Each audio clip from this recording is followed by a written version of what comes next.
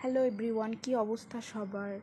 কোনো রকম ঝামেলা ছাড়াই বিকেলের ঝটপট নাস্তা তৈরি করে ফেলুন এবং এটি খেতেও যেমন মজা, বানাতেও খুবই সহজ। চলুন ফুল রেসিপিটি দেখা যাক।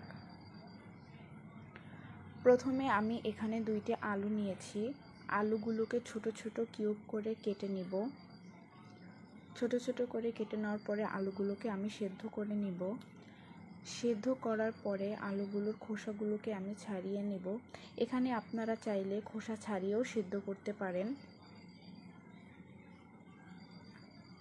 খোসাগুলোকে ছাড়িয়ে নেওয়ার পরে আলুগুলোকে আমি ভালোভাবে মাখিয়ে নিব, যেন আলুগুলো দানা দানা না থাকে।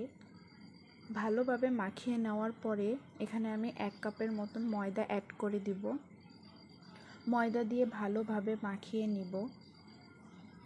মাখিয়ে নেওয়ার পরে এখানে আমি কিছুটা চিলি ফ্লেক্স দিব। যেহেতু রেডিমেড চিলি ফ্লেক্স ছিল না, তাই আমি বাসায় তৈরি করে নিয়েছি। চিলি ফ্লেক্স দিয়ে কিছুটা মাখিয়ে এরপর আমি একটু স্বাদের মশলা অ্যাড করে দিব, যা এটার কারণে ফ্লেভারটা একটু ভালো আসে।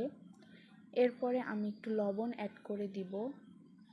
লবণ অ্যাড করে ভালোভাবে মাখিয়ে পুরো ডোটাকে আমি রুটির মতন বেলে নিব।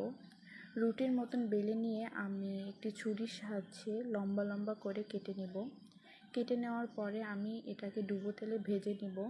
ডুবো তেলে লাল লাল করে ভেজে নেওয়ার পরেই হয়ে গেল ঝটপট স্ন্যাক্সটি, যা ছোট বড় সবারই খুব পছন্দের হবে এবং তৈরি করতেও বেশি ঝামেলা নেই এবং খেতেও অনেক মজা। আপনারা চাইলে ট্রাই করতে দেখতে পারেন। নেক্সট ভিডিওতে আবার দেখা হবে। আল্লাহ হাফেজ, টাটা।